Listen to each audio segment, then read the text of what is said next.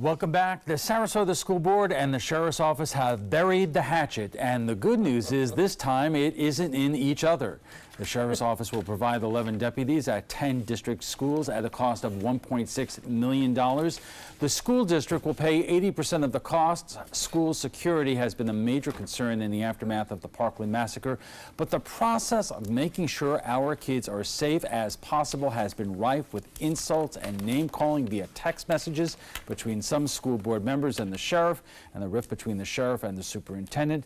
But on Thursday, a deal with Sheriff Tom Knight saying his office is here to try to make the school district as successful as it can be. And joining us for more are Shirley Brown, a member of the Sarasota School Board, and Elizabeth DeGinnis, the education reporter of the Herald Tribune. And we do want to take note that we did invite the sheriff to be here today, but he could not make it. So, Shirley, let me ask you this. Obviously, this has been good news in terms of it's been a long process, a contentious process. What are your thoughts? Well, you know, I think there was a lot of anxiety after Parkland, and the sheriff felt that, you know, the legislation, it was all on his shoulders. But, you know, we felt in the school district it's our responsibility. They're our kids, too. And, you know, especially when they're in school, we need to make sure our schools are safe. And that anxiety, I think, led to some missteps. And missteps by whom? Well, I think the first obvious misstep was those text messages back and forth, and I'm not sure what was behind all of that, but you know that's you know water over the dam now. Let's talk about going forward. But I want to make note. Obviously, there was some insults concerning you in those text messages between Eric Robertson and the sheriff. But there was a great picture in that wonderful newspaper, the Herald Tribune, today, of you and the sheriff together. So, are the fences officially mended? Well, you know, I've learned, you know, from my days in the legislature, you know, you've got to be friends even with the people you don't get along with sometimes. You've got to work together, and you know that's what you're elected to do. And you know, I think the sheriff and I both understand that. I mean, even my superintendent and I sometimes we you know, get at each other, but I think sometimes that brings you together more. I mean, if you just go ahead with everything that someone says and you don't speak up against it, do you really solve the problem? So I think we're past that with the sheriff, and we're fine. Elizabeth, this seems to have come together within the last week. I mean, a week ago, the sheriff was saying basically to the county commission he couldn't work with these people, and now he can. What really turned it around? So I think you're right. I mean, we saw a really kind of swift change in the last week or so. One of the things I think we saw is that the sheriff from the beginning has been saying his main issue with these cost-sharing agreements with different local law enforcement agencies is the disparity in the agreements. So Sarasota Police Department was paying 80%, or 20%, I'm sorry, and the district was paying 80%, but the rest were 50-50. So now the district, after the board meeting last week, they've agreed to say, okay, let's negotiate 80-20 agreements with all entities. So at that point, I think it's harder for Sheriff Knight to say, no, you know, I've asked for this all along, I got what I want, but I'm not going to say yes. And that's what I want to ask Shirley about, but we have to take a quick break, and we'll be back in a moment. Welcome back. We are talking about the struggles over a security plan between the Sarasota School Board and the sheriff. And joining us for more are Shirley Brown, the member of the Sarasota Board of Education, and Elizabeth DeGinnis, the education reporter for the Herald Tribune. And Shirley, Elizabeth just brought up the cost split. Now the school district will pay 80% of the cost of having the sheriff's deputies in the schools, whereas before it was 50-50. One might look at that and say, geez, you guys got the short end of the bargain here. Well, you know, it's all taxpayer dollars, whether they go through the sheriff's office or they go through the school board. What we wanted to be sure of is that, you know, we still maintain what we have for our teachers and our students. And we did get some extra dollars from Tallahassee. It's not enough to cover all of this, but we know we have to do it. And we're going to do it at a cost that we find is reasonable. You know, there's another cost-saving measure that was out there, the Guardian program. The sheriff mentioned it, and so did Representative Gruters, but that's something that we said, no, we weren't ready for that liability bet, Right. because that's arming non-sworn law enforcement officers, either staff at the schools or, you know, maybe It's all taxpayer dollars, but as a negotiation, obviously the sheriff, this is good for his budget line and not as good for the Board of Education's. Well, for some reason, it's still in his budget line, the whole dollar amount, and apparently the reimbursement comes somewhere else. That's why I was understanding why is the county commission having trouble with their budget and can't put it to bed when, in fact, we were paying 100%. That didn't square very well with me. But I think the 80-20, you know, is something we can live with. We have the officers probably 80% of their time.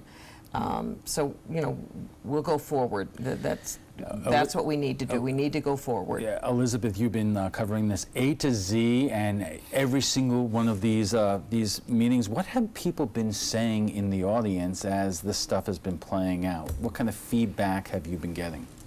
You know, I mean, I think with any issue, there are people on both sides of it. I think there are some people who didn't understand why in March Sheriff Knight decided that he no longer wanted to continue the cost sharing agreements. Originally, he'd said the district needs to pay all of the cost of all the school resource officers. But I think there's some people who feel that is the district's responsibility, that they've been tasked with this extra requirement and that they need to take care of it. And we would have loved to ask the sheriff that question if he were to be here today, but has he offered any kind of reason why he wanted to end the cost sharing agreement altogether?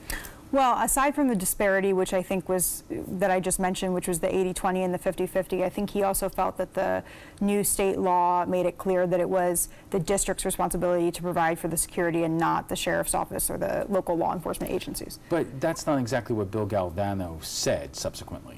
You're right, but I think that people have different interpretations of things, and he said multiple times that he looked over the law immediately with his legal staff and talking to his employees, and they felt that this was the way it was interpreted in their minds.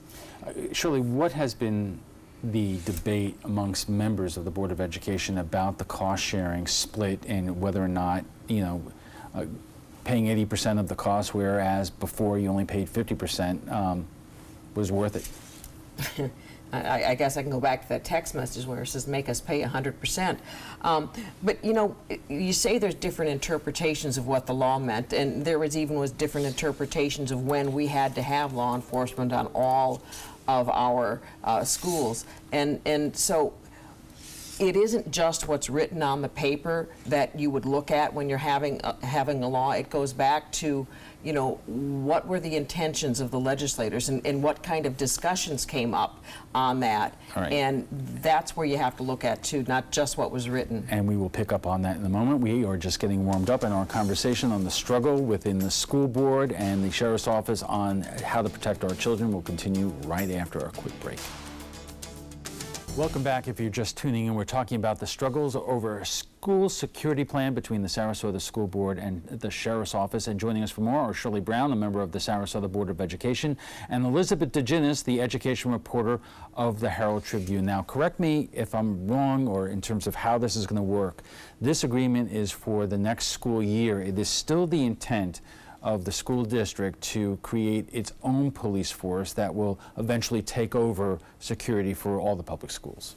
Yes, next year we're going to be working with elementary schools, and we were surprised at the applications that we've received. We've received some from school resource officers, either from this county or from other counties, that have stepped up and said, yes, we'd like to work with you.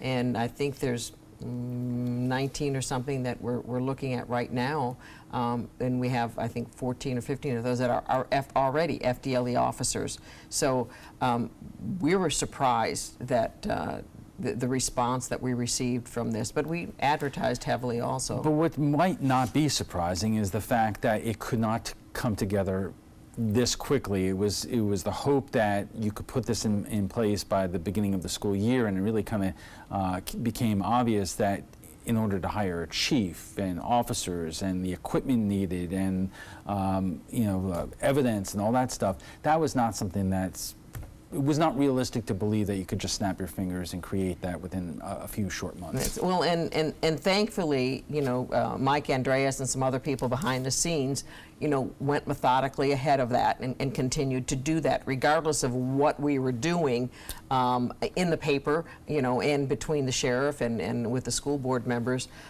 So he was methodically setting out a course to get these things done. One of the things that, you know, was really, and I think people were missing that. Some of the major problems that we had with the contract the sheriff was sending us wasn't just that 100% that we would have to pay. It was the language in that contract. And he said he was following what was coming down with Marjorie Stoneman Douglas. And I think that had, again, some of that anxiety that what they needed was, you know, police in school or sheriffs in school with guns to protect these kids from shooters. But, you know, and we sort of forgot what I think is the main reason why we have resource officers is to establish that relationship with the kids. And some of that was gone. And in fact, you know, it was the sheriff was going to have 100% control. We were going to pay 100% of the cost, but he was going to have 100% of the control to who was going to be in our schools, when they were going to be there, and, you know, what they were going to do. And we're like, yeah, wait a minute, that doesn't seem, well, if we're paying it all, we should have some input.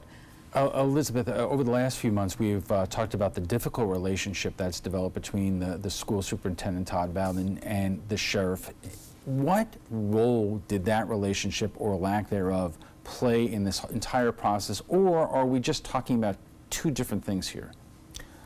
I think it's hard to say. I mean, depending on who you talk with, they'll say it played a big role or no role at all. I think that Sheriff Knight has said from the beginning that his decision to end the cost-sharing agreement had nothing to do with his relationship with the superintendent, but he has continued, I think, to emphasize that in public conversations about it.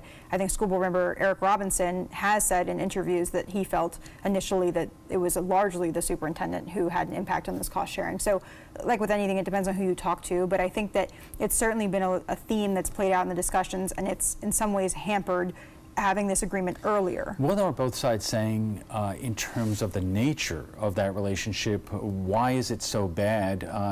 You know, what does the sheriff and the superintendent have to say? Well, originally the sheriff had said, one of the notable things he says is everything has to be in writing with the superintendent. There was a feeling on his part that conversations with the superintendent that he had in private were then misrepresented when discussed with the board.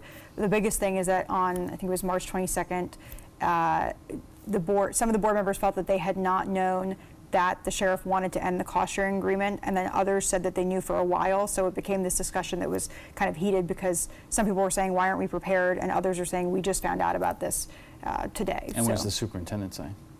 He said he only knew the day before. The sheriff says he told him a week earlier, you know, and this has kind of come to define a lot of their conversations where one person says one thing and the other person says another thing. Shirley, how problematic is this as we move forward? Well, and you know, as I detailed in a guest editorial in the paper, you know, the contract that we have right now says if there's questions or there's problems, the superintendent and the sheriff will work them out. For some reason, and maybe it was because our chair was, you know, given this position on with the governor when they had that conference, and then somehow those discussions, instead of going between the sheriff and the superintendent, were going between the sheriff and our school board chair, and obviously, and Mr. Robinson too. You know, that is problematic. It's problematic because of the Sunshine Law. I mean, they can't be talking about it. I mean, and we can't be making decisions one-on-one with an entity. I mean, we don't, individual board members, do not negotiate contracts. We hire a superintendent to do that, and the sheriff, you know, he can do it himself or let his law people do it, but that's who should have been doing that, So, not board members working with the sheriff. Have you and the other school board members worked this out, gotten it out in the open in terms of what your concerns were with how that all worked out, and to make sure that this does not happen again? Because, you know, when it gets down to it, parents want to know that their kids are safe in school, and they really, I would imagine, are not interested in the fighting on the school board. Well, one of the reasons why that gets difficult to do is because of the sunshine law. You know, I can't pick up the phone and tell another board member how I think we need to go forward. What I can do is do something in the paper, that guest editorial they can read. I'm not telling them what they have to do. I'm just telling them what I feel is the issue. And I think the sheriff understood a little more too where I was coming from, and how that difficulty with the board, you know, kind of created things. So where does it stand now? I think it stands right now that he understands he's going to be working with the superintendent. But where does it stand now in terms of among board members that this process went really wrong, all sides had concerns, and that we cannot let this happen again? Well, we actually didn't poll board members, but you know, it wasn't just where they were working one-on-one. It's where the superintendent came to us and he asked each of us, you know, wanting to bring this together, because everyone says, oh, these 3-2 votes, these 3-2 votes. So he's trying to say, okay, let's, one last effort, you know, let's try to bring it in 5-0. If we can talk to the sheriff, if he'll do the cost sharing, the 80-20, and we will hire his SRD2s for $65,000. Would you go along with that? And so he polled each of our the board members, apparently, and you know, before, you know, pen was put to paper, before the details were even worked out, it either was leaked to the sheriff or obviously leaked to the paper, and the sheriff says no deal. Now, was he saying no deal because of the way he heard about it, or was it no deal because he just didn't want to do it? But we had to go forward. That was Monday, Tuesday, we had to make the decision. Whether you're dealing with the school board, the county commission, the city commission, or the state legislature, you're going to have, even though these are nonpartisan positions, you're going to have partisan issues floating up there. But Elizabeth, coming out of this, is there any signs that some of the you know, the disjointed nature of this is resolved in any degree, that the school board is going to be acting in a more unified fashion in the months to come? Yeah, so I kind of see this as two separate issues. I see this as, one, the disagreement between the sheriff and the school board and somewhat the superintendent, and then two, the 3-2 dynamic that Shirley referred to. I think that the 3-2 dynamic is going to obviously be affected by the election coming up in August, depending on who gets elected. But I also think that that often can feel like a partisan divide. And I think that those things are difficult because there are a lot of varying philosophies on the board, and that has defined a lot of decisions. Even the discussion on the internal police force yesterday was still, I mean, there was no formal vote on it, but it was still kind of some board members like Bridget Ziegler were still outspoken about saying, I don't support this. Okay. Even though at this point the district has gone forward. With the sheriff, I think that some strides have been made, and it's possible that that will be more positive. All right. We have to take a quick break, and we'll be back for final thoughts in a moment, so stay with us. And our guests join us right now for final thoughts. So, Elizabeth, what happens the first day of school here in terms of, we are now going to have SROs in the schools like they've always been, but you're also going to start to see the beginnings of a police force here?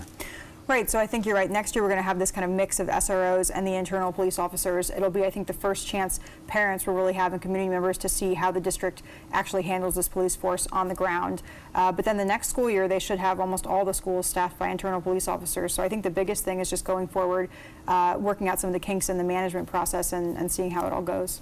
And Shirley, in terms of an agreement with the sheriff further out, and also the relationships between the school board and the sheriff's office, what can we expect?